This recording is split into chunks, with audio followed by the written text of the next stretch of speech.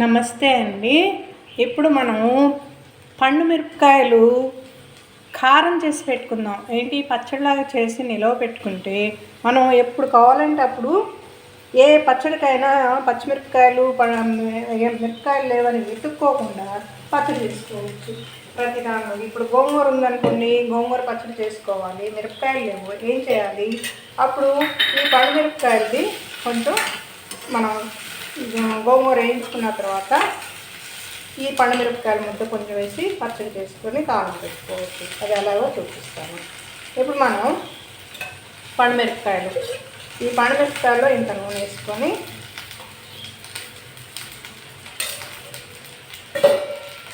బాగా వేయించాలండి. మరీ కాకుండా దూరగా కొంచెం వేయించేసుకొని దీనిలో జీలకర్ర, ఇలా 2 చెన్నుల్లిపాయలు, 2 లేక 3 చెన్నుల్లిపాయలు గడ్డలు ఒలిసి ఇవి కొంచెం జీలకర్ర, కాస్త ఉప్పు వేసి బాగా వేయించుకోవాలి. వేయించి మెత్తగా నూరి ఓ బాక్స్లో పెట్టుకోవాలి. పైపెచ్చు మనకి ఇంకో చిట్క, ఇప్పుడు మనకి దేనిలో కూడా కొత్తిమీర వాడతాం మనం, కానీ అన్ని వేళలా మనకు కొత్తిమీర దొరకదు.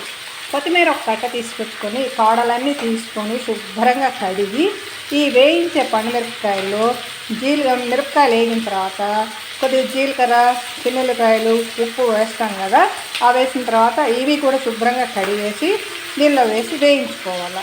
వేయించుకొని బాగా మెత్తగా నూరుకొని బాక్స్లో ఒక డబ్బాలో పెట్టుకొని ఫ్రిడ్జ్లో పెట్టుకోవాలండి. అలా పెట్టుకున్నది మనకి ఏ కూరలోకైనా కానీ ఉపయోగపడుతుంది. ఇది ఎలా సాంబార్లో వేసుకోవచ్చు, చికెను, మటను, ఈ పచ్చళ్ళు అన్నిట్లో కూడా వేసుకోవచ్చు. ఏది మన అంటే కొంచెం ఏదన్నా కొద్దిగా కారం సరిపోలేదనుకోండి మటను, చికెన్ వాటిల్లోకి ఇది కొంచెం వేసుకోవచ్చు, అప్పుడు సరిపోతుంది. పచ్చిమిర్చి వాడకున్నాను ఇదే వేసుకోవచ్చు, లేదు పచ్చిమిర్చి వాడినాను ఇదే వేసుకోవచ్చు.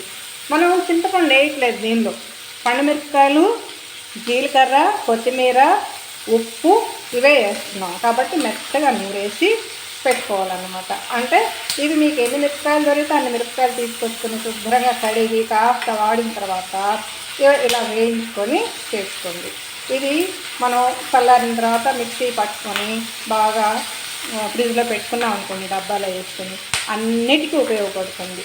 మనకు అప్పుడప్పుడు హడావుడి పడకుండాను. పచ్చిమిరపకాయలు మనకి అవి దొరికినప్పుడు వాడుకోండి, ఇది మాత్రం దాచుకోండి. ఓకే, అలా చేయండి.